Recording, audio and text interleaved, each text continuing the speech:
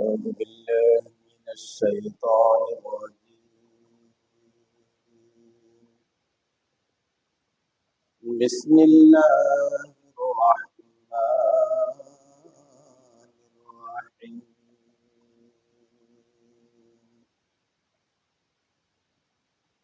إذ قال يوسف لأبيه يا أبت إني رأيت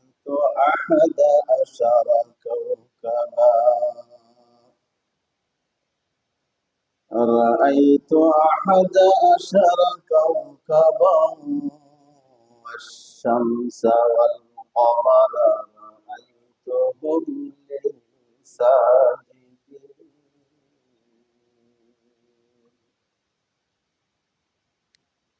قال يا بني لا تقصص رؤياك على إخوتك فيكيدوا لك كيدا إن الشيطان للإنسان عدو مبين. صدق الله مولانا العظيم. আল্লাহ পাকের বহুত বড় ইহসান ফজলার করম, যিনি মেহেরবানি করে আপনি আমাকে ইশার নামাজ পড়ে আল্লাহ পাকের এই কালামে পাকের তাফসীরের মজলিসে বসার জন্য তৌফিক দান করেছেন। কালিমাতুশ শুকর আদায় করি আলহামদুলিল্লাহ। আল্লাহ পাক আজকে থেকে 1400 বছর পূর্বে থেকে শুরু করে কিয়ামত পর্যন্ত আনেওয়ালা সর্বযুগের সর্বদেশের সর্বশ্রেণীর মানুষের জন্য হিদায়াতের বার্তা দিয়ে রাহনুমা হিসাবে পথ প্রদর্শক হিসাবে যে আসমানি গ্রন্থ নাজিল করেছেন, আসমানি গ্রন্থের সর্বশ্রেষ্ঠ গ্রন্থ নাম কি? আল কুরআন কারীম, যার দিক নির্দেশনা ছাড়া একটা মানুষ সঠিক জান্নাতের রাস্তা পাবে না, পাবে না, পাবে না। বিশ্বাস আছে তো? কোরআনের বাহিরে কেউ জীবনযাপন করে আল্লাহ আল্লাহ রাসূলকে খুশি করা আর জান্নাতে যাওয়া সম্ভব? আল্লাহ পাক এই কোরআনুল কারীমকে একটা অবতীর্ণ করেছেন মানুষের বোঝার সুবিধার্থে। কিছু পাট পাট করে বাগ বাগ করে কোরআনের একটা পরিচিতি আছে। সম্পূর্ণ কোরআনের পরিচিতিটা স্বয়ং আল্লাহ রাব্বুল আলামিনের ভাষায় পবিত্র কোরআনের জবানে কোরআন তার পরিচয় দিয়েছে। গত জুমার দিন আমরা যারা ছিলাম মোটামুটি কিছুটা আলোচনা মনে আছে তো? হ্যাঁ, আছে কিছু মনে? অনেকে হয়তো ঘুমাই ছিলাম না। যে আল্লাহ পাক এই কোরআনের পরিচিতি কোরআনের ভিতরে কোরআনের ভাষায় দেয়া রাখছেন। তুমি যদি জিজ্ঞাসা করো কোরআন তোমার বাড়ি কই, প্রত্যেকে তুমি আসছো, আবার তোমার ঠিকানা কোথায় হবে?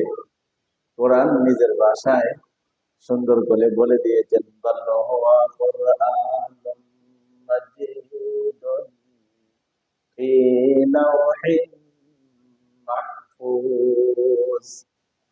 কোরআনের আয়াত না যে আমি একটা সম্মানিত গ্রন্থ, বড় ইজ্জত এবং সম্মান আর প্রেস্টিজ দিয়ে আল্লাহ পাক আমাকে বানাইছেন।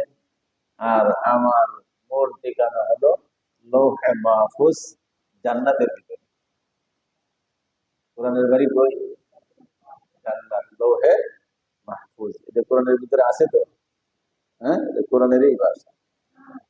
এরপর আল্লাহ পাক তার বিতর্কত অবস্থা সারা বিশ্বের সর্বযুগের সর্বস্তরের মানুষকে এই দিকে আকর্ষণ করার জন্য এটা চ্যালেঞ্জিং শব্দ বলছে, যে শব্দটা পৃথিবীর কোন মানুষের দ্বারা বলা সম্ভব না। কেন? যে মানুষ মাত্রই ভুল, অতএব তার কথায়, তার চলনে, তার বলনে, তার লেখনীতে ভুল হওয়াটাই স্বাভাবিক।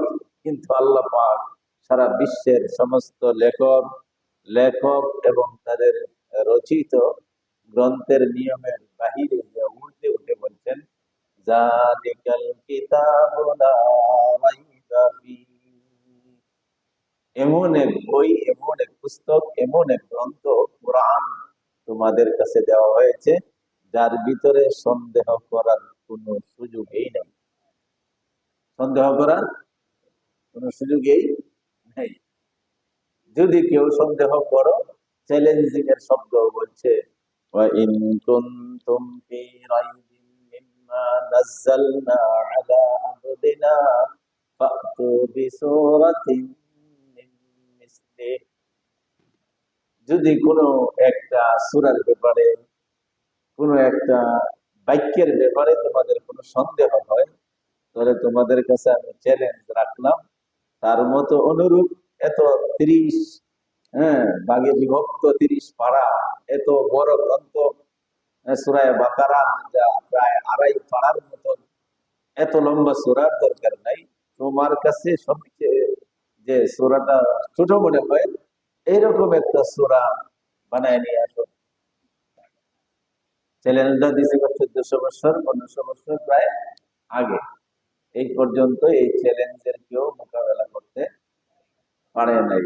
যারা মোকাবেলায় আসছে মাথা নত করে পড়তে বাধ্য হয়েছে, লা ইলাহা ইল্লাল্লাহু মুহাম্মাদুর রাসূলুল্লাহ।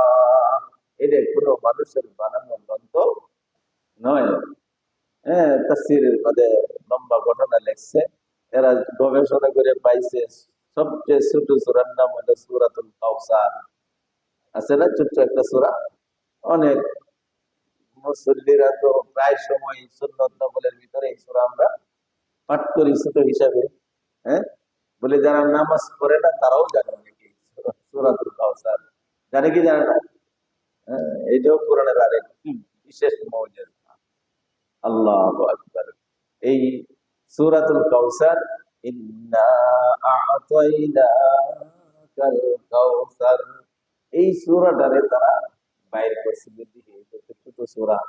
দেখি তো গবেষণা করে দীর্ঘদিন সেই নবীজির জামানায় এবং তার পরবর্তীতেও তারা গবেষণা কইরা দেখছে যে এর মতো ভাব, এর মতো ছন্দ, এর মতো অর্থ মিলানোর কোনো ক্ষমতা মানুষের নাই।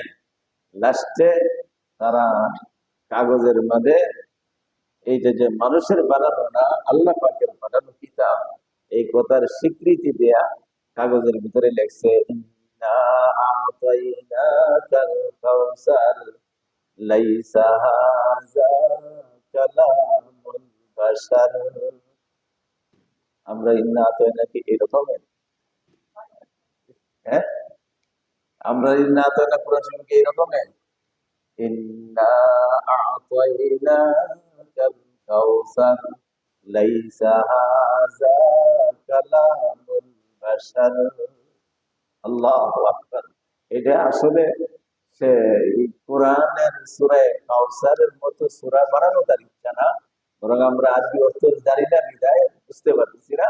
তিনি বলতেছেন যে ইন্না আ'তাইনাকাল কাউসার দ্বারা যে কোরআনের ছোট্ট একটা সূরা শুরু করেছে, এই সূরা এবং এই সূরা সম্বলিত গ্রন্থ কোন অবস্থায় মানুষের দ্বারা রচনা করা সম্ভব না। এটা লিখছে লাইসা হাযা কালামুল বাশার, এটা কোনো মানুষের বানানো গ্রন্থের কথা নয়। সুবহানাল্লাহ, সুবহানাল্লাহ। এই চ্যালেঞ্জ কিয়ামত পর্যন্ত থাকবে, কেউ পারবে না। হযরত মুফাসসিরিনে কেরামের ভাষায় এই 30 পারা কোরআন শরীফ আমরা কমার বেশ শুনছি। আয়াতের সংখ্যা, বাক্যের সংখ্যা 6666 বাক্য, আয়াত ছোট বড় এই কোরআনের ভিতরে আছে। কত? 6666, কম বেশ। একদম প্র্যাকটিক্যালি আয়াতের সংখ্যা নির্ধারণ করা খুব কঠিন, কারণ এখানে কিছু কিছু বাক্য এরকম আছে যার ভিতরে বাক্যের দাড়ি চিহ্ন ছাড়া ক্ষমা ব্যবহার করা হয়েছে। দেখছেন না যারা কোরআন শরীফ পড়েন, কতগুলি গুল চিহ্ন দিয়ে একটা দাড়ি বুঝাইছে। আর এই গুল চিহ্নর মাঝে মাঝে আবার ছোট্ট ছোট্ট ক, ঝা, ওয়াও এরকম চিহ্ন আছে না, এইগুলি আমরা বাংলা ভাষায় মিলাইতে পারি। কমার চলা, কমা থাকে না একটা বাক্যের ভিতরে, বাক্যটা শেষ হলে দাঁড়িয়ে হয়। হ্যাঁ, এই দাড়িটার আগেও অনেক সময় একাধিক একই ধরনের কথা বলতে যায়, আমরা ক্ষমা ব্যবহার করি। আছে না এরকম? হ্যাঁ। তো এই যে ক্ষমা আর দাড়ির চিহ্ন, কেউ বলতেছে এখানে ক্ষমা হবে, কেউ বলতেছে এখানে বাক্যের অর্থে বোঝা যায় এখানে দাড়ি হবে। এই মতনৈক্যের কারণে বাক্যের সংখ্যা চূড়ান্ত ভাবে 6,666 কে নির্ধারিত করা কিনা ঠিক না, সম্ভব না। যার কম বেশ এই জন্য কথাটা বলতে হয়। 6,666 আয়াত কম আর বেশ যা আছে, এর ভিতরে মুফাসসিরিন কেরামের ভাষায় মানুষের বিধানগত আয়াত, মানুষের বিধানগত আয়াত, বিধান বুঝি তো, বিধান নিয়ম, ইবাদত বন্দেগী, তার দৈনন্দিন জীবনের কার্য পরিচালনা, একটা নিম্ন মানুষ থেকে শুরু করে একদম সংসদীয় আসনের মূল আসছে আসল মালিক যে, হ্যাঁ, স্পিকার বলি, হ্যাঁ, সংসদের বড় আসনটা স্পিকার বলি, বলে এইরকম ভাবে উপরে থেকে উপরে প্রধানমন্ত্রী, রাষ্ট্রপতি, সেও প্রধানমন্ত্রী হওয়া হিসাবে দেশ পরিচালনা করা, রাষ্ট্র হিসাবে, রাষ্ট্রপতি হিসাবে রাষ্ট্রের ভার বহন করে দিক নির্দেশনা দেওয়া, কিছু বিধান আছে না নাই? তার একজন লেবার, নিম্ন স্তরের একজন ড্রাইভার, সে যে ড্রাইভারি করবে তার কিছু বিধান আছে না নাই? এবং উভয়ের গড়ে স্ত্রী আছে, তাদের কিছু বিধান আছে না নাই? অর্থাৎ ওই যে বিধান নিয়মাবলী বর্ণনা করার ক্ষেত্রে বলছে, হ্যাঁ, তালাশ করে খুঁজে দেখা গেছে মাত্র 500 আয়াত। কত? 500 আয়াত। আয়াতের সঙ্গে মূল কত বলছিলাম? 6,666। 6,666, এই জন্য একটু মনে থাকবে। কয়টা ছয়? কয়টা ছয়? 4টে ছয়। 6,666। 6,666, 4টে ছয়। বলে এই 6,666 বাক্য কমার বেশ, এর ভিতরে মাত্র বিধান সম্বলিত বাক্য হইল 500। অবশিষ্ট কত রইল? হ্যাঁ,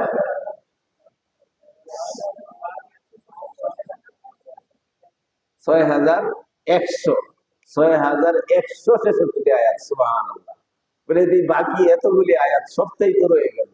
হ্যাঁ, সবটাই তো রয়ে গেল। 6 দুগুণে যদি 12 ভাগ ভাগ করা হয়, আর হইলো 600 আরেকটা ভাগে ধর্ম হলো 13টা ভাগ, অর্ধ 500 500 করে ভাগ করলে কয়টা ভাগ হয়?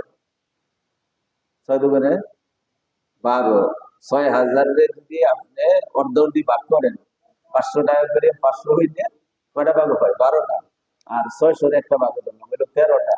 13টা ভাগের ভিতরে মাত্র একটা ভাগ কম বেশি হইল বিধান সম্বলিত, আর 12 ভাগই হয়ে গেল এর বাহিরে। বলে এই আয়াতগুলি কেন অবতীর্ণ হয়েছে, আজকে এই বিষয়ে কিছু আলোচনা করে আমরা ইনশাল্লাহ সামনে আগাবো। যে মাত্র 13 ভাগের আয়াতের ভিতরে, বাক্যের ভিতরে, হ্যাঁ, 13 ভাগের 1 ভাগ বিধান সম্বলিত আয়াত। আমি কেমনে নামাজ পড়বো, আমি কেমনে রোজা রাখবো, আমি কেমনে একটা এই ব্যাংকের ম্যানেজারি করব, কেমনে একটা ব্যাংকের দারোয়ানি করব, কেমনে আমি একটা বাসা পরিচালনা করব, কেমনে দারোয়ানটা সেই বাসাটা পাহারা দিবে, বিধান আছে না নাই?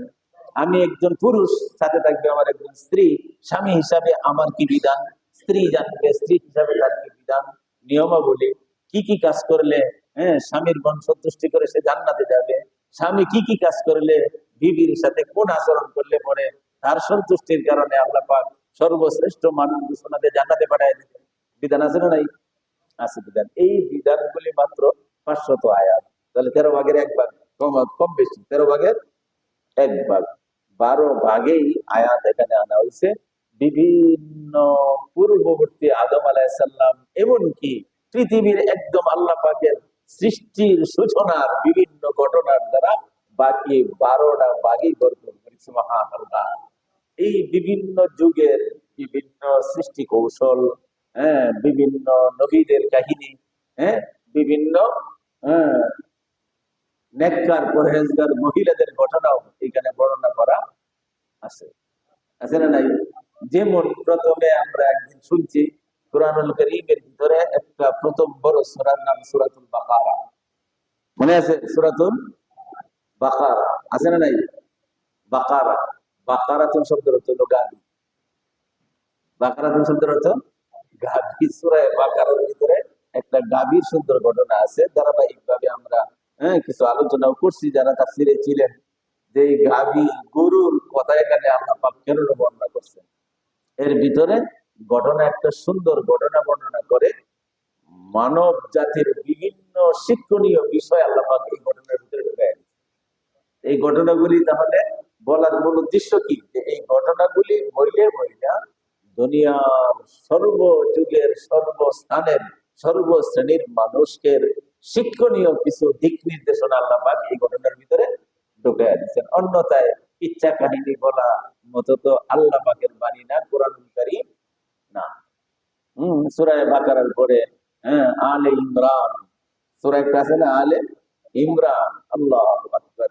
এইখানে নবীদের কাহিনী আছে।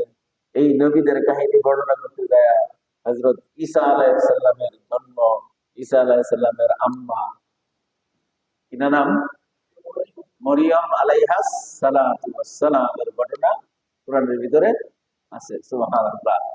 ঘটনা কি, যে সবচেয়ে বড় আশ্চর্য ঘটনা, পৃথিবীর সব মানুষকে সৃষ্টি করার জন্য আল্লাহ পাক একটা স্বাভাবিক পদ্ধতি রাখছে, স্বামী আর স্ত্রী। কিন্তু ঈসা আলাইহিস সালামকে দুনিয়াতে পাঠাইলেন মরিয়ম আলাইহিস সালামের গর্ভ থেকে। তার কি নাই? কি নাই?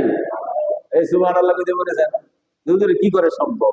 এই যে বন্দাকে আল্লাহ পাক শিক্ষা দিতেছে যে তুমি যে আমার বিশ্বাস করবা, এর মূল বিষয়টা হবে সর্বপ্রথম আমার একত্ববাদে বিশ্বাস করে আমার শক্তির বিশ্বাস তোমার অন্তরে জাগ্রত করতে হবে, যে আমি আল্লাহ পাক এমন কিছু নাই যা করতে পারি না, এমন কিছু নাই যা আমি সারা পৃথিবীর বিধানের উল্টো দিকে আমি পিতা সারাই হযরত ঈসা আলাইহিস সালামকে পৃথিবীতে পাঠাইছি। এই ঘটনা এখানে আছে, মরিয়ম আলাইহিস সালামের ঘটনা আছে, যে তিনি কিভাবে এই সন্তান গর্ভে আসলো, কিভাবে তিনি তার স্বামী ছাড়া, বিবাহ ছাড়া এই সন্তান, ধারাবাহিক ভাবে আমরা ইনশাআল্লাহ একবার শুনছি, হয়তো সুযোগ সুবিধা আসলে আপনাদের যদি আগ্রহ থাকে ইনশাআল্লাহ সামনে আমরা বর্ণনা করবো, আলোচনা আবার ঘুরে আসবে। আল্লাহ আমাদেরকে তৌফিক দান করুন। কি শিক্ষা এর ভিতরে আছে? একটা মূল শিক্ষা তো বললাম যে আল্লাহর কুদরতের শিক্ষা দেওয়া আছে। হ্যাঁ, এই ঘটনার ধারাবাহিকতায় আছে সূরাতুল কাহাফ। এটা সূরা আছে না, সূরা কাহাফ। কাহাফ শব্দের অর্থ গুহা, গর্ত। কাহাফ অর্থ কি? গর্ত, গুহা বলে। আরে গর্ত বলে বিশেষ সুন্দর এক ঘটনা এই গুহাবাসী সম্পর্কে আল্লাহ পাক এই সূরা কাহাফের ভিতরে কি করছেন, বর্ণনা করছেন। বেশ কয়েকজন যুবক জালেম বাদশার অত্যাচারে নিজের দেশ চাইলে অন্য রাষ্ট্রে সফর করতেছিল। হ্যাঁ, এক জায়গায় গিয়ে তারা গুহায় আশ্রয় নিছে। আকাশের অবস্থা ভালো ছিল না। এই গুহার ভিতরে গেলে পরে আল্লাহ পাক কোন একটা কৌশল অবলম্বন করে এদেরকে এখানে জীবনের শেষ লীলা খেলা দিয়া ঘুম পাড়ায় দিছে। কিতাবের ভিতরে লেখা আছে এই এর সাথে একটা কুকুরও ছিল। এই কুকুরটাও তাদের সাথে এইরকম মানুষের সমস্ত ব্যবহার আল্লাহর পক্ষ থেকে পাওয়া গেছে। কোন কোন বর্ণনায় আসছে যে এই লোকগুলি যখন জান্নাতে যাবে আল্লাহ পাক তাদের সঙ্গী হিসাবে কুকুরটারেও জান্নাতে বানায়। এই শিক্ষার ভিতরে আছে, শোনার আগ্রহ আছে তো ইনশাল্লাহ শুনবো আমরা। এইগুলি একবার আলোচনা হয়েছে, আবার ইনশাল্লাহ আমরা আলোচনা করব। এরপরে আছে আসহাবুল উখদুদ, সূরা বুরুজ আছে, সূরাতুল বুরুজ। উখদুদ আগুনের গর্তের কাহিনী, আগুন প্রজ্বলনকারীদের এক ঘটনা। আগুন জ্বালাইছিল, বড় আগুন জ্বালায় এই বাদশার বিরুদ্ধে যারা ছিল তাদেরকে ধ্বংস করতে চাইছিল। শেষ পর্যন্ত দেখা যায় আল্লাহ পাক এই আগুনের প্রজ্বলনকারী আগুন জানালে ওরা যারা ছিল তাদেরকে সব ধ্বংস করে দেয়া আল্লাহ পাকের কুদরত বহিঃপ্রকাশ ঘটায়া লক্ষ লক্ষ মানুষকে আল্লাহ পাক মুসলমান বানায় ছেড়ে দিয়েছে। এই ঘটনা এখানে আছে। হযরত মুসা আলাইহিস সালামের ঘটনা আছে, কিভাবে এত বড় সমুদ্র পার হয়ে গেছে, ঘটনা শুনতেন না? এই ঘটনা এখানে আছে। সেই রকম ঘটনার ধারাবাহিকতায় হ্যাঁ একটা ঘটনা আছে, একটা সূরার নাম আজকে যেখান থেকে আমরা আয়াতটা পাঠ করছি, হ্যাঁ, এই সূরাটার নাম সূরাতুল ইউসুফ। সূরাতুল ইউসুফ। বোঝা যায় না এটা কি বলা হবে? এই দ্বারা তো বোঝা যায় এখানে কি বলা হবে। ইউসুফ আলাইহিসসালামের ঘটনা, ইউসুফ আলাইহিসসালামের ঘটনা। হ্যাঁ, সূরাতুল ইউসুফ। ইউসুফ আল্লাহর এক নবী, এই নবীর নামে একটা সূরা, হ্যাঁ, সূরাতুল ইউসুফ। ইউসুফ আলাইহিস সালামের ঘটনা। আল্লাহ পাক এই ঘটনার ধারাবাহিকতায় এই 12 পারার মধ্যে 14 নম্বর সূরা সূরাতুল ইউসুফ, এখান থেকে আমি 4 নাম্বার আর 5 নাম্বার দুটি আয়াত আপনাদের সামনে পাঠ করছি, যেখানে হযরত ইউসুফ আলাইহিস সালামের বিশাল জীবন বৃত্তান্ত এখানে আলোচনা করা হয়েছে। ইউসুফ আল্লাহ পাকের এক নবী। বাবার নাম কি? ইয়াকুব। বাবার নাম সুন্দর, মাশাআল্লাহ। ইয়াকুব আলাইহিস সালাম ছিল ইউসুফ আলাইহিস সালামের বাবা। হ্যাঁ, ইয়াকুব আলাইহিস সালাম এর বাবার নাম কি? ইসহাক। মাশাআল্লাহ, এই তো জানা আছে। ইয়াকুব আলাইহিস সালামের আব্বা হলো হযরত ইসহাক আলাইহিস সালাতু ওয়াস সালাম। ইসহাকের আব্বার নাম জানা আছে? ইব্রাহিম আলাইহিস সালাতু ওয়াস সালাম। তাহলে মিল্লাতা আবিকুম ইব্রাহিম ওয়া সাম্মাকুমুল মুসলিমিন। এই দুনিয়ার মানুষ তোমাদেরকে নাম রাখা হয় মুসলমান, তোমাদের পরিচিতি মুসলমান, কিন্তু এই নামটার ধারক বাহক, নাম রাখনেওয়ালা মুসলমানদের জাতির পিতা হযরত ইব্রাহিম আলাইহিস সালাতু ওয়াস সালাম। মুসলমানদের জাতির পিতাকে জাতির পিতা কয়ে কোনটা বেদাল লাগান দিকে না। হ্যাঁ, হ্যাঁ, এই বেদাল লাগাতে দেখবেন না। হ্যাঁ, জাতির পিতা হযরত ইব্রাহিম আলাইহিস সালাতু ওয়াস সালাম। আল্লাহ পাক কুরআনের ভিতরে জাতির পিতার পরিচয় মেরে দিয়েছে। নিজেরা জাতির পিতা হইলে এটা একবার ফিতা বানায় মাথায় লয়, আবার জুতার ফিতা বানায় পায়ের তলে বসে রেখে দেয়। ঠিক না বিধি? এই কথা বলেন না কেন? এখন তো আগের মতো এত ডরায় নাই, দরকার নাই। মুসলমানদের জাতির পিতা নাম রাখছে কে? আল্লাহ পাক। হযরত ইব্রাহিম মুসলমানদেরকে হুয়া সাম্মাকুমুল মুসলিমিন, তিনি তোমাদেরকে মুসলমান নামে আখ্যায়িত করেছেন। তিনি বলেন সুবহানাল্লাহ। হ্যাঁ, আমরা চিনলাম হযরত ইউসুফ আলাইহিস সালাম, তার বাবা ইয়াকুব আলাইহিস সালাম, ইউসুফ আলাইহিস সালামের দাদা ইসহাক আলাইহিস সালাম, ইউসুফ আলাইহিস সালামের পরদাদা, পরদাদার নাম কি? আল্লাহু আকবার, হযরত ইব্রাহিম আলাইহিস সালাতু ওয়াস সালাম। এখান থেকে আয়াতটা পড়ছি, এখানে বললাম বলে তোমরা এই যে এতক্ষণ পর্যন্ত যত ঘটনাগুলি শুনছো, অনেক সুন্দর মনোরম করে, অনেক হুজুররা ব্যাখ্যা বিশ্লেষণের ভিতরে, অনেক হুজুররা বলছে খুব সুন্দর, তোমার আব্বা আম্মা বলছে সুন্দর, অনেক জায়গার অনেক ঘটনা, তোমার বন্ধুরা বলছে সুন্দর একটা ঘটনা আছে রে, এইরকম ভাবে তোমার টিচাররা বলছে, হ্যাঁ, অনেক জায়গায় নবীরা বলছে সুন্দর সুন্দর ঘটনা। কিন্তু এই ঘটনাটার ভিতরে স্বয়ং আল্লাহ রাব্বুল আলামিন বলেন সবচেয়ে অধিক সুন্দর ঘটনা আমার নবী ইউসুফের ঘটনা। এই সুন্দর কে বলছে? সুন্দর কে বলছে? কারণ আল্লাহ পাক যদি সুন্দর বলে, এটা সুন্দরের পরিমাণ কতটুকু জোরে বলেন সুবহানাল্লাহ। এই সুন্দরের কোন তুলনা হইতে, আল্লাহ পাক নিজে বলছেন অধিক সুন্দর ঘটনা হলো আমার নবী ইউসুফ আলাইহিস সালাতু ওয়াস সালামের ঘটনা। সুবহানাল্লাহ। হ্যাঁ, সেই ঘটনা আল্লাহ যে বলছে অধিক সুন্দর, এইটাও এই সূরা ইউসুফের, হ্যাঁ, সূরা ইউসুফের 3 নম্বর আয়াতের ভিতরে আল্লাহ পাক বলেন নাহনু নাকুসু আলাইকা আহসানাল কাসাসি। হে বন্ধু মুহাম্মদ, আমি তোমাকে বর্ণনা করিতেছি ঘটনার সমূহের ভিতর থেকে সবচেয়ে অধিক সুন্দর ঘটনা, বিমা আওহাইনা ইলাইকা হাদাল কুরআন। এই কোরআনের ভিতরে যত ঘটনা আমি বন্ধু তোমাকে দিছি, সবচেয়ে আহসানাল কাসাস। হাসানুন শব্দের অর্থ সুন্দর, এটার বলা হয় আরবি গ্রামারে আহসান, মানে এর চেয়ে সুন্দর হইতে পারে না। কাসাস শব্দটা হলো কিসসাতুন। কিচ্ছা কই না আমরা, কিচ্ছা আরবি শব্দ, কিচ্ছা শব্দ তখন আরবি, এটা বাংলা না। বাংলা তো ঘটনা, বাংলা এই কিচ্ছার বাংলা কি ঘটনা, তাহলে কিচ্ছা শব্দটা এটি কি আরবি। এই কিচ্ছাতুন শব্দটার এক বছর বহু বছর হলো কাসাস। আল্লাহ পাক কি বলেন, নাহনু নাকুসু আলাইকা, বন্ধু মুহাম্মদ তোমাকে আমি বর্ণনা করিতেছি আহসানাল কাসাসি, ইচ্ছা সমূহের ঘটনা সমূহের মধ্যে আহসান অধিক সুন্দর ঘটনা। সুবহানাল্লাহ। কোনটা? হযরত ইউসুফ আলাইহিস সালামের ঘটনা। সুবহানাল্লাহ। হ্যাঁ, তাফসীরের ভিতরে লেখছে বাবাই সুন্দর বলে, বন্ধু সুন্দর বলে, বোন সুন্দর বলে, বউ সুন্দর বলে, নবী রাসূলরা সুন্দর বলে, আল্লাহর ওলিরা সুন্দর বলে, না কত না সুন্দর, কিন্তু যেটাকে আল্লাহ পাক নিজে বলেন অধিক সুন্দর, এইটা না জানি কত সুন্দর। সুবহানাল্লাহ। এই সুন্দরের কোন কি নাই, শেষ নাই। সেই সুন্দরের ঘটনার শুরুটা দুইটা আয়াত, হ্যাঁ আগেই বলছি আমরা সংক্ষিপ্ত ভাবে। আজকে এটারে প্রথম কিস্তি মনে করি, যেহেতু অধিক সুন্দর ঘটনা আমরা ইনশাল্লাহ শুনবো, তো শেষ পর্যন্ত শুনবো তো ইনশাল্লাহ, মিস করব। ঘটনা যদি ধারাবাহিক ভাবে শোনা না থাকে, তাহলে এই ঘটনার আগাগোড়া মিল না পাওয়ার কারণে মজাটা পাওয়া যাবে না এবং মূল জিনিসটাও বোঝা যাবে না। আমরা নিয়ত করি আল্লাহ পাক আমাদেরকে হায়াত দারাজ করে দেখ, সকলে বলি আমি। হ্যাঁ, এবং যতদিন আমরা থাকবো চেষ্টা করব সোমবার দিন যে কোনো প্রোগ্রাম, হ্যাঁ এটারে খিসাইয়া দেয়া অল্প সময়ের জন্য, আধা ঘন্টার জন্য হলেও। আল্লাহ যেখানে বলে অধিক সুন্দর, এটা শুনবো যে অধিক সুন্দরটা কি। কত ঘটনা সুন্দর সুন্দর আমরা জানি, শুনছি, আল্লাহ পাক নিজে বলতেছে অধিক সুন্দর। এইটা আমরা অবশ্যই ইনশাল্লাহ শুনবো। আল্লাহ আমাদেরকে তৌফিক দান করুন।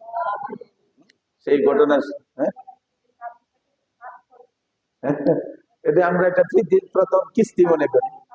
হ্যাঁ, একটা প্রথম কিস্তি মনে করি, প্রথম পর্ব মনে করি, যে আমরা এইটার যদি ধারাবাহিক ভাবে বর্ণনা করলে অনেক সময় নেব আমরা।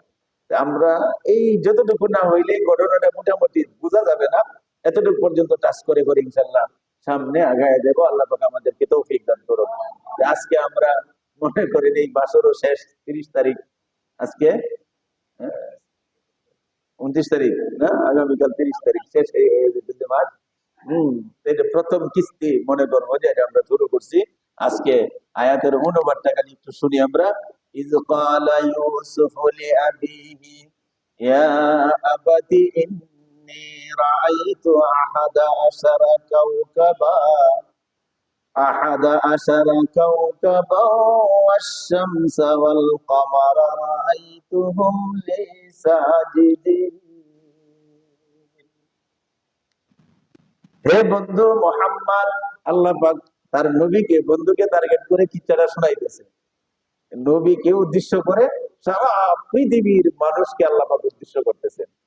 মূল টার্গেটটা হলো তার নবী, এরা মুহাম্মদুর। হে বন্ধু মোহাম্মদ, স্মরণ করো ওই সময়ের কথা। রসুলের আগে না পরে ঈসা আলাইহিস সালাম আগে তো, এই জন্য বন্ধুকে ডাক দিছে, বন্ধু স্মরণ করো ওই সময়ের কথা। কোন সময়?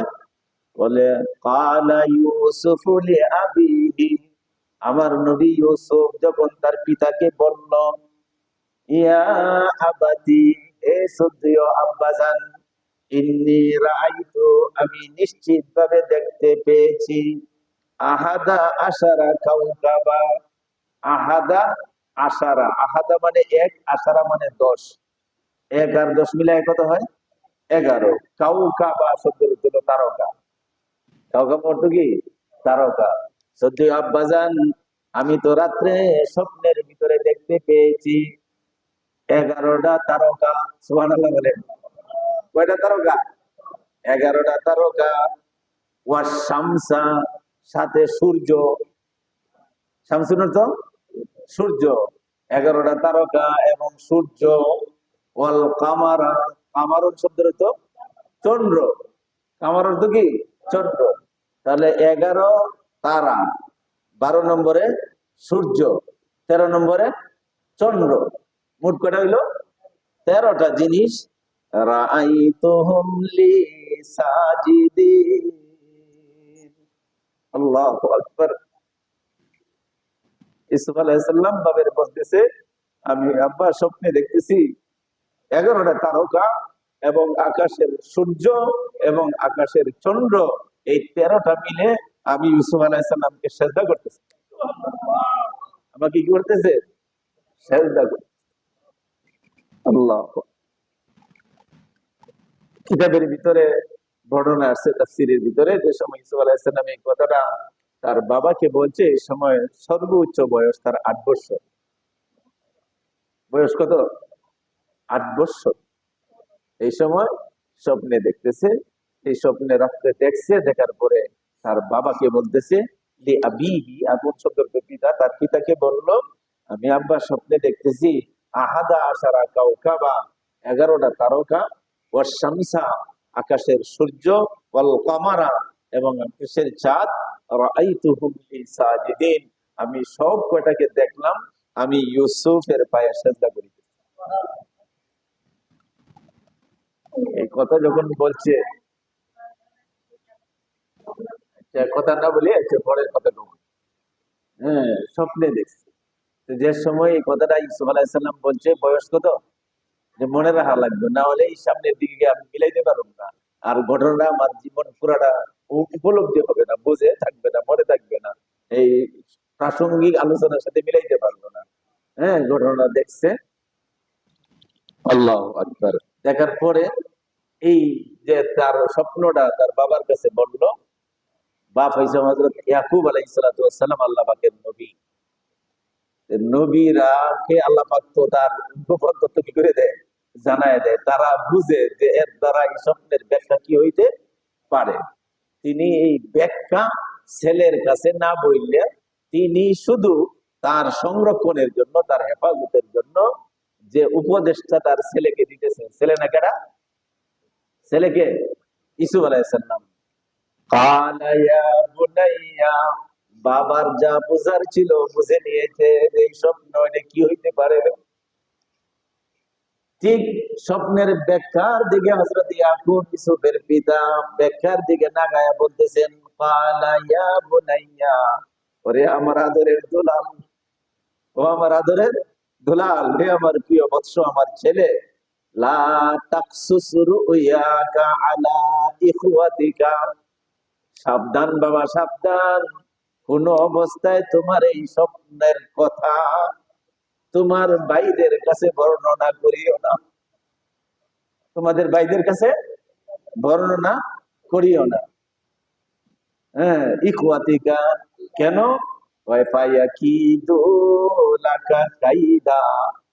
নিশ্চিত রে ইউসুফ, তারা যদি তোমার এই স্বপ্নের কথা শুনে, তোমার পিছনে তারা ষড়যন্ত্রে লিপ্ত হয়ে যাবে।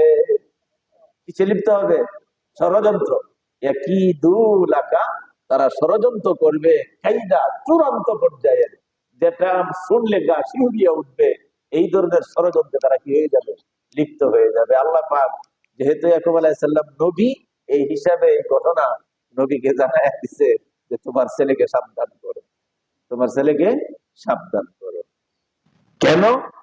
ইন্নাশ শাইতানা লিল ইনসানি আদুব্বুম মুবিন, তারা ষড়যন্ত্র করবে এই জন্য, শয়তান তো মানুষের জন্য প্রকাশ্য শত্রু।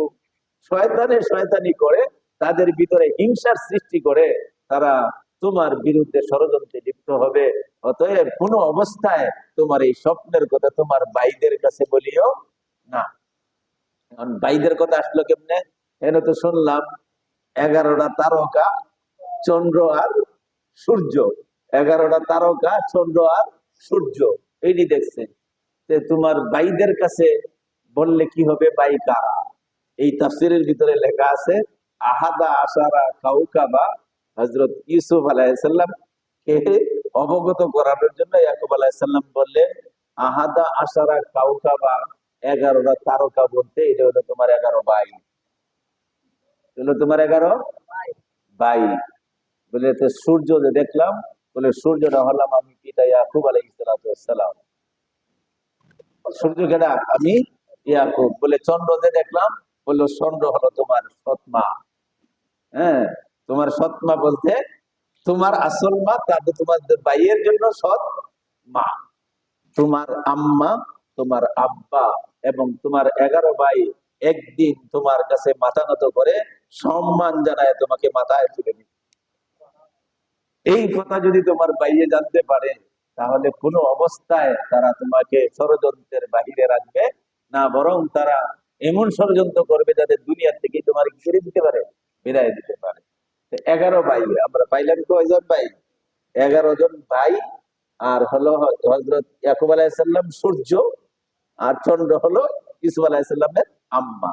আব্বা আম্মা 11 ভাই মিলে, হ্যাঁ, তোমাকে সেজদা করে, সম্মানের সেজদা, তাজিমের সেজদা। সেই সময়ে সেটা বৈধ ছিল, সম্মানার্থে, ইজ্জতের উঠতে একজনে কি করা যায়। এখন ওইটা আছে, আমরা অনেক জায়গায় একটু মাথা নত করে কি করি, মাথা নত করে একটু সম্মান জানাই না। হ্যাঁ, মাথা নত করে একটু সম্মান করিল, তাজিমের সেজদা, সম্মান করা, এইটা তারা করবে। হযরত ইয়াকুব আলাইহিস সালামরা, ইয়াকুব ইউসুফ আলাইহিস সালাম তার 11 ভাই হতে, ইউসুফ আলাইহিস সালাম তো তার একজন ভাই, তাহলে ভাই কয়জন? মোট 12 জন। ভাই কয়জন? 11 তো ভাই আছে, ইউসুফ আলাইহিস সালাম তো তার ভাই, তাহলে মোট ভাইয়ের সংখ্যা হলো 12 জন। এই 12 জনের ভিতরে তাফসীরের ভিতরে আছে 10 জন ভাই। এইটা ছিল আগের আগের তরফের, কইলাম না, আগের তরফ মানে তাদের মা আরেকজন, তাদের মা আরেকজন, বৈমাত্রিক কই না আমরা, বৈমাত্রিক, যে হ্যাঁ, বই পিতৃক বৈমাত্রিক বলি, অথবা বলি বাৎসরিক। বাৎসরিক ভাই, মা 2 জন, বাপ 1 জন। আর অনেক সন্তানদের জন্য বাপও 2 জন হয়। বাপও 2 জন হয় কেমনে? যদি কোনো স্ত্রী বিবাহে বসার সময় কোনো সন্তান সাথে নিয়ে যায়, সেইখানে তার মার বিয়ে হওয়ার পরে যদি সন্তান হয়, আগের সন্তান আর এখানে আসার পরে যে সন্তান হয়েছে তারাও তো ভাই। তারা কেমন ভাই? যে মা 1 জন, বাপ 2 জন। আর ইউসুফ আলাইহিস সালাম যেভাবে বলতেছেন, ইউসুফের ঘটনার ভিতরে হলে বাপ 1 জন, হযরত ইয়াকুব মা কয়জন? 2 জন। এই 2 জনের ভিতরে আগের যে আম্মা ছিল হযরত ইয়াকুব আলাইহিস সালামের প্রথম স্ত্রী, তার সন্তান হলো 10 জন। কয়জন? 10 জন। মনে থাকবে তো, কয়জন সন্তান? 10 জন। তো 11টার কথা বললো যে ইউসুফ আলাইহিস সালামের নিজের মার গর্ভের, তারা 2 ভাই। একজনের নাম বিনিয়ামিন, আরেকজনের নাম হযরত ইউসুফ আলাইহিস সালাম। পরিষ্কার? পরিষ্কার তো, যে মা শরীকের দিক থেকে এক মায়ের সন্তান কয়জন? 2 জন, বিনিয়ামিন, হযরত ইউসুফ আলাইহিস সালাম। আর আগের মার সন্তান হলো 10 জন। তাদের ভিতরে বড়টার নাম হলো ইয়াহুদা। কি নাম? ইয়াহুদা। মনে থাকবে না? হ্যাঁ, ইয়াহুদা। বড় ভাই কি নাম? ইয়াহুদা। তারা 10 জন। আর ইউসুফ আলাইহিস সালামের সাথে যে মার সন্তান, তার নাম বিনিয়ামিন। এরা 2 জনে মিলে হইলো 2 ভাই। আগের হইলো 10 ভাই, মোট 12 ভাই। হ্যাঁ, আর আব্বা আম্মা, এটা হলো চন্দ্র আর সূর্য। তারা ষড়যন্ত্র করবে কেন? হযরত ইউসুফ আলাইহিস সালাম জন্মের পরেই, ইউসুফ আলাইহিস সালাম জন্মের পরেই তারা ষড়যন্ত্র কেন হবে? শয়তান তাদেরকে ষড়যন্ত্র করাইবে কেন? যে ইউসুফ আলাইহিস সালাম পৃথিবীতে আসার পরেই ইউসুফ আলাইহিস সালামের প্রতি ইয়াকুব আলাইহিস সালামের মন বেশি আকর্ষণ।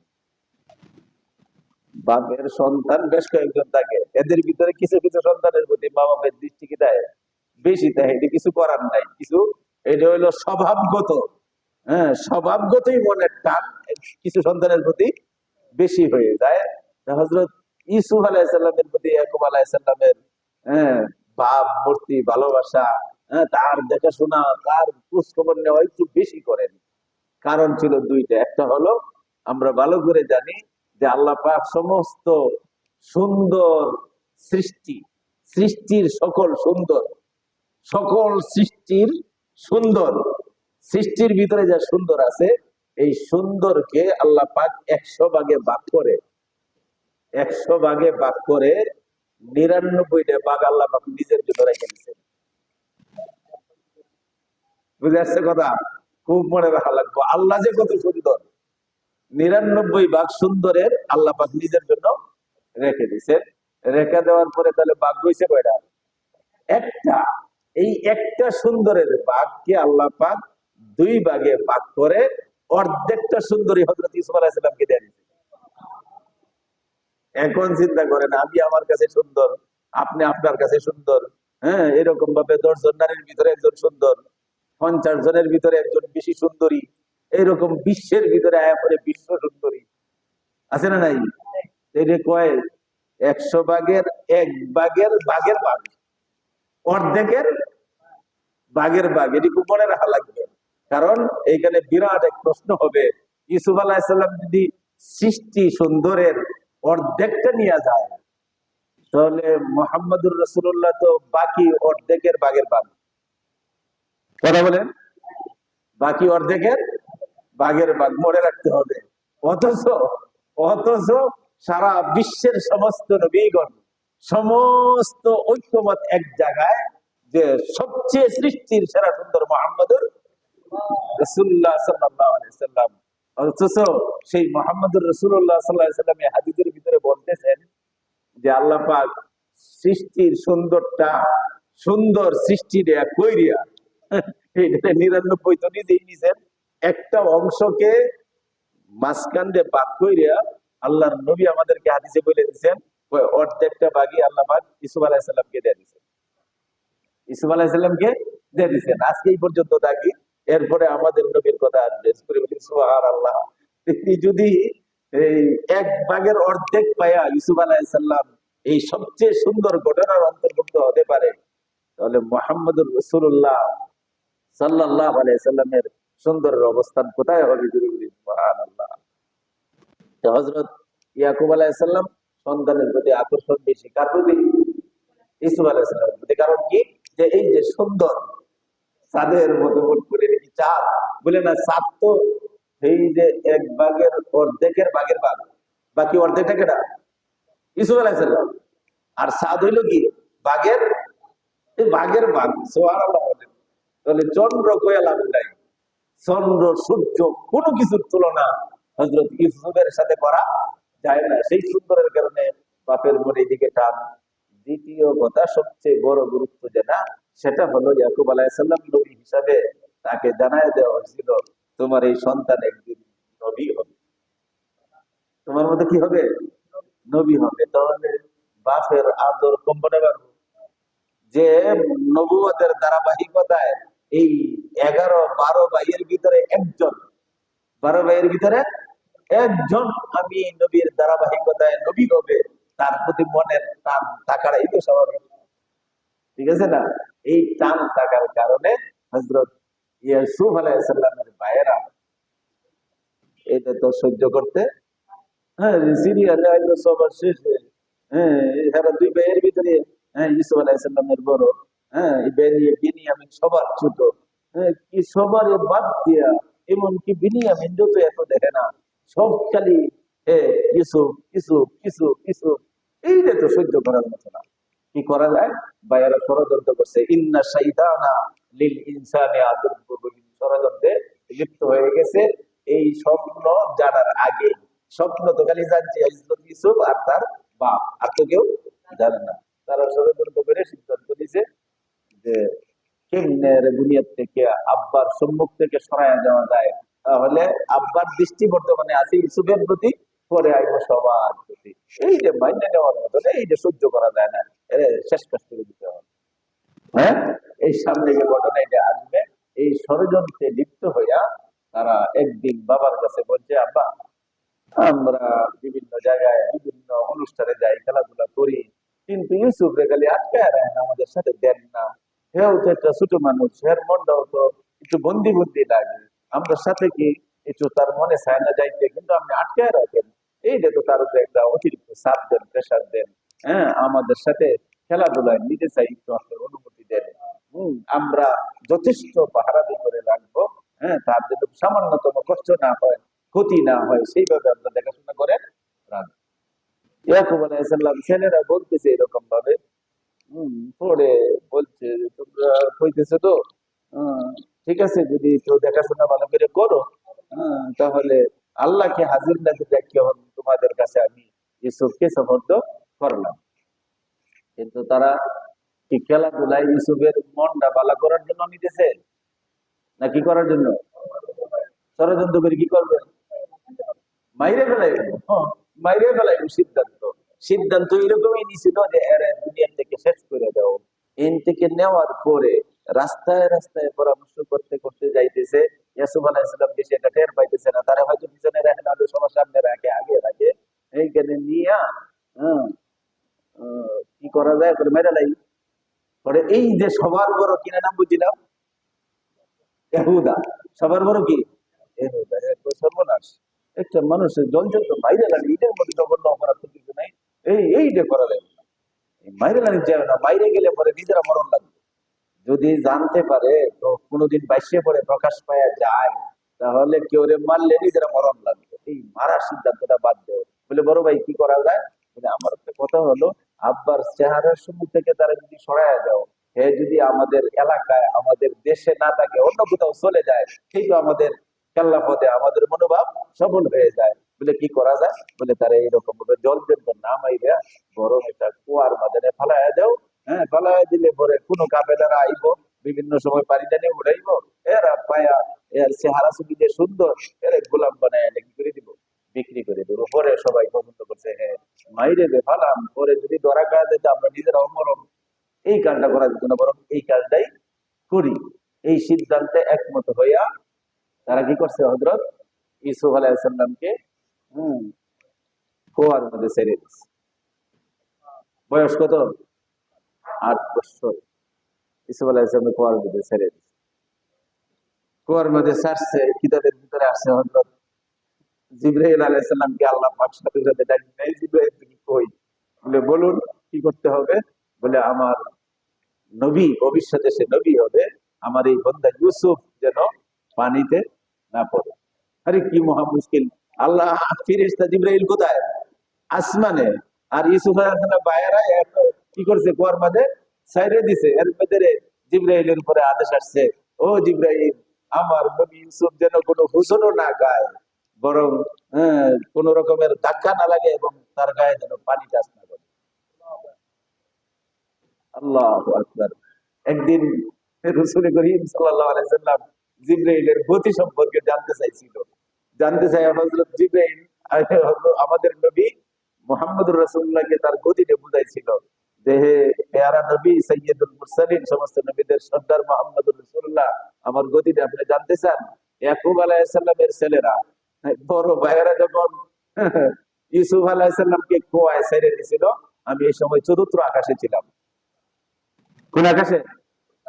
চতুর্থ আসমানে ছিলাম। আমার গতি আপনি বুঝবেন, আমার পাওয়ার কত, ক্ষমতা কত।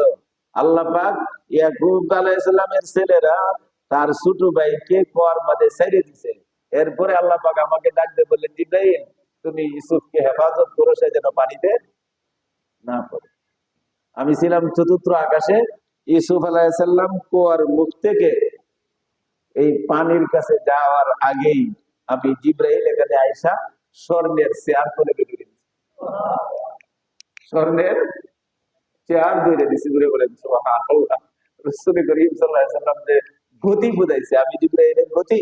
চতুর্থ আকাশ থেকে ইউসুফ আলাইহিস সালাম কুয়ার নিচের দিকে যাইতে পারে নাই, আমি নিচে আইসা জান্নাতের একটা স্বর্ণের চেয়ার তার নিচে করে দিছি। ইউসুফ আলাইহিস সালাম যেন আস্তে করে নিজে ইচ্ছা করে চেয়ারের মধ্যে বসছেন। ভাইয়েরা মনে করছে সাইরা দিছে টপ। আর আমি আল্লাহ পাকের হুকুমে ইউসুফ আলাইহিস সালাম তার ভাইয়েরা হাত থেকে ছাড়ছে, আর আমি জিবরাইল আল্লাহর আদেশে ইউসুফ আলাইহিস সালামের নিচে জান্নাতের স্বর্ণের চেয়ার ধরে। তিনি যেন ইচ্ছাকৃত ভাবেই চেয়ারের মধ্যে কি করছেন, উঠে বসছেন। এরপরে আল্লাহু আকবার, জিবরাইল আলাইহিস সালাম বলতেছেন, আমি এই চেয়ারটাকে আস্তে করে পানির কাছাকাছি নিছি, পানির কাছাকাছি নিচে নিয়ে সেখানে রাখছি। রাখার পরে আল্লাহ পাক বলে, জিবরাইল এই চেয়ার রাখিয়ে যাবে কই? বলে কোথায় যাবো, তোমার ইচ্ছা। বলে তুমি এখান থেকে আসতে পারবা না, বরং ইউসুফ আলাইহিস সালাম ছোট্ট শিশু, 8 বছরের কিশোর, সে যেন ভয় না পায়, সে যেন কষ্ট না পায়, বরং তুমি তার সাথে তার বন্ধু হয়ে যাও। তুমি তার সাথে বন্ধু হয়ে যাও, বন্ধুর মতো আচরণ করো। যদি বলেন আমি ইউসুফ আলাইহিস সালামের সাথে বৈশা বৈশা ও আনপারে বিভিন্ন ধরনের রং বিনোদনের কথাবার্তা বলতেছি, তিনি মনে হয় যে জান্নাতের বাগানে বসা আছে। এই পর্যন্ত আমরা এই ঘটনাটা রাখি। ইউসুফ আলাইহিস সালাম কোথায়? আরেকটু আল্লাহ পাক যে বলছেন, এটা সুন্দর ঘটনা। ইউসুফ আলাইহিস সালাম করছে কুয়ায়, ইউসুফ আলাইহিসসালাম একদিন এই কুয়ার ভিতর দিয়ে যাইব মিশরের বাদশাহার আসনে বাদশাহ এখন বসে আছে কুয়ার ভিতরে স্বর্ণের চেয়ারে, পরে বলবে কি মিশরের রাজ সিংহাসনে ধরে বলেন সুবহানাল্লাহ। আল্লাহ পাক দুনিয়ার মানুষকে বুঝাই দিতেছে, তোমরা যত ষড়যন্ত্র করো, তোমরা একজনের দাবাইতে চাইবা, আমি আল্লাহ পাক যারে বাসাইতে চাই বাসায় যাই। তোমরা ফেলাইছো কুয়ার ভিতরে মারার জন্য, আমি কুয়ার ভিতর দিয়ে নেয়া মিশর দিয়ে বাসায় মিশরের বাসা বানাই। ঘটনা আছে এক। দুই নম্বর, সেই সময়ে পৃথিবীর সবচেয়ে বিশ্ব সুন্দরী কই না, সেই সময়ের পৃথিবীর বিশ্ব সুন্দরী ছিল একটা মহিলা, একটা যুবতী নারী, তার নাম কি? ইউসুফ জুলেখার কথা শুনবেন তো? এটা এখন কোরআনের ঘটনা। সুবহানাল্লাহ বলেন। আল্লাহ পাক এমনিতে বলেন এই যে সবচেয়ে অধিক সুন্দর ঘটনা হলো হযরত ইউসুফ আলাইহিস সালামের ঘটনা, সেই বিশ্ব সুন্দরী জুলেখার কাহিনী এর ভিতরে ধারাবাহিকভাবে আসবে। আমরা মনে রাখবো ইউসুফ আলাইহিস সালাম কোথায়? কুয়ার ভিতরে, মনে থাকবে তো? ইউসুফ আলাইহিস সালাম কই আছে? কুয়ার ভিতরে। মনে রাখবেন, এর দিকে উঠে উনি হবেন মিশরের বাদশা। সুবহানাল্লাহ কইতে মনে আছে? এটা কিভাবে সম্ভব? হ্যাঁ, কিভাবে সম্ভব? এটা আশ্চর্য লাগে না যে বইরে রয়েছে কুয়ায়, আল্লাহ এনে মিশরের বাদশা বানাইল। এক। দ্বিতীয় কথা হলো, সেই সময়ের বিশ্ব সুন্দরী, তার বাড়ি হলো শাম দেশে, বর্তমানে যা সিরিয়া নামে পরিচিত। সেই সিরিয়ার অধিবাসী এক জমিদারের একমাত্র কন্যা বিশ্ব সুন্দরী, তার নাম জুলেখা। এই সময় জুলেখার বয়স ঠিক 18 বছর পাকা। কত বছর? কয় বছর? ইউসুফ আলাইহিস সালামের বয়স কত? 8, 18 মিল থাকবো। এখান থেকে কুয়ায় বইরে রয়েছে ইউসুফ। কাহিনীটা কার সাথে হয়েছে? জুলেখার। ইউসুফ আলাইহিস সালামের সাথে তো। ইউসুফ আলাইহিস সালামের বয়স হলো 8, পইরে আছে কুয়ায়। আর সেই সিরিয়ার দেশের জমিদারের একমাত্র কন্যা বিশ্ব সুন্দরী, তার নাম জুলেখা। তার বয়স এই সময় ঠিক কাটায় কাটায় কত? 18। এত বেশ কম বয়সের ভিতরে একজন নবী হযরত ইউসুফ আলাইহিস সালামের বিয়া হয়েছে কার সাথে? জুলেখার সাথে। এতটা বয়সের বেশ কম। তাহলে যে সময় বাদশা হয়েছে তার বয়স কত? আর বিয়া হয়েছে বলা জুলেখার বয়স কত? আর ইউসুফ আলাইহিস সালামের বয়স কত? ঘটনার শেষটা হলো, আল্লাহ পাক যেদিন ইউসুফ আলাইহিস সালামকে জুলেখার সাথে বিয়া করাইয়া দিতে, এই সময়ও ঠিক ইউসুফ আলাইহিস সালামের বয়স 25, জুলেখা ছিল 18 বছরেরই যুবতী। কি করে সম্ভব? সুবহানাল্লাহ বলেন। ইউসুফ আলাইহিস সালামের বয়স কত? 8। ইউসুফ আলাইহিস সালামের যিনি স্ত্রী হবে তার নাম জুলেখা, বয়স হইল 18, বাড়ি হইল সিরিয়া। ইউসুফ আলাইহিস সালাম বাদশা হবে মিশরের, কইরে রয়েছে কেনান। কইরে রয়েছে কোথায়? কেনানের কূপে। বাদশা হবে মিশরের। সেই সিরিয়ার বিশ্বযুদ্ধের জুলেখার সাথে বিয়া হবে। যেদিন বিয়া হবে ইউসুফ আলাইহিস সালামের বয়স হবে 25, জুলেখার বয়স ঠিক 18ই থাকবে। সুবহানাল্লাহি ওয়া বিহামদিহি, সুবহানাল্লাহিল আযীম। সেই ঘটনাগুলির সামনে রাইখা আল্লাহ পাক বলতেছেন, তোমরা দুনিয়াতে যত রকমের কাহিনী পিতা মাতা আত্মীয় স্বজন বন্ধু বান্ধবের কাছ থেকে শুনবে, আল্লাহর ওলিদের কাছ থেকে শুনবে, নবীদের কাছ থেকে শুনবে, কোরআনে আমার আরো অন্যান্য ঘটনা, আমি আল্লাহ পাকের নিজের বর্ণনা শুনবে, সবচেয়ে অধিক সুন্দর ঘটনা হলো আমার নবী ইউসুফের ঘটনা। কে বলতেছে? শুনবো তো ইনশাআল্লাহ। আল্লাহ পাক আমাদেরকে তৌফিক দান করুন। আমরা যেন শেষ পর্যন্ত ধারাবাহিকভাবে খুব সংক্ষিপ্ত ভাবে আমরা শুনে যাইতে পারি। এই অবস্থানটা আমরা মনে রাখবো। যদি আগামী সপ্তাহে বসে পিছন দিকে টানি, কিন্তু সামনে আর আগামী সম্ভব। মনে থাকবেন ইনশাআল্লাহ। আমি দিয়ে করে জিজ্ঞাসা করবো যে আমি কোন জায়গায় রেখে গেছিলাম, কোন অবস্থায় ছিলাম। হ্যাঁ, আল্লাহুম্মা আনতাস সালাম ওয়া মিনকাস সালাম, তাবারাকতা ইয়া যাল জালালি ওয়াল ইকরাম। রব্বুল আলামিন মেহেরবানি করে আমাদের আজকের এই মজলিসকে আপনি কবুল করেন। আয় আল্লাহ, যে উদ্দেশ্যকে সামনে নিয়ে যা বন্দাদেরকে শিক্ষা দেওয়ার জন্য আপনার নবী ইউসুফের ঘটনা এই কোরআনের ভিতরে বর্ণনা করেছেন, আমরা যেন তা শুনে ঠিক সেইভাবে সেই সবক নিতে পারি, নিজেদের জীবনে সেই সবককে প্রতিফলিত করতে পারি, বাস্তবায়িত করতে পারি, তৌফিক দান করেন। আয় আল্লাহ, সবচেয়ে বড় শিক্ষাই নাকি আপনার কুদরতের উপরে অগাধ বিশ্বাস থাকা। আমাদের ইমানকে আপনি মজবুত বানায় দেন। আপনি যে সব কিছু করতে পারেন, সবকিছুর উৎস আপনি, আপনার ক্ষমতার বাহিরে কিছুই নাই, এই ইয়াকিন, এই বিশ্বাস আমাদের এবং সারে জাহানের সকল উম্মতে মুহাম্মাদের অন্তরে হৃদয়ে দান করে দেন। আয় আল্লাহ, আমাদের মাঝে যারা অসুস্থ, সুস্থতার জিন্দেগি দান করেন। আমাদেরকে ছেড়ে যারা দুনিয়া ছেড়ে আখিরাতে পারি জমাইছে, আয় আল্লাহ, আপনি তাদেরকে মাগফিরাত নসিব করে জান্নাতের মেহমান বানায় দেন। আপনার কোরআনের খাতিরে আমাদের সকলের দোয়া দরখাস্তগুলি কবুল করেন। আয় আল্লাহ, সেই শিক্ষার ঘটনা আমরা আজকে শুরু করেছি, শেষ পর্যন্ত যেন আমরা শুনে তার উপরে আমল করতে পারি, সেই তৌফিক আমাদেরকে দান করেন। সুবহান রাব্বিকা রাব্বিল ইজ্জাতি আম্মা ইয়াসিফুন ওয়া সালামুন আলাল মুরসালিন আলহামদুলিল্লাহি রাব্বিল আলামিন।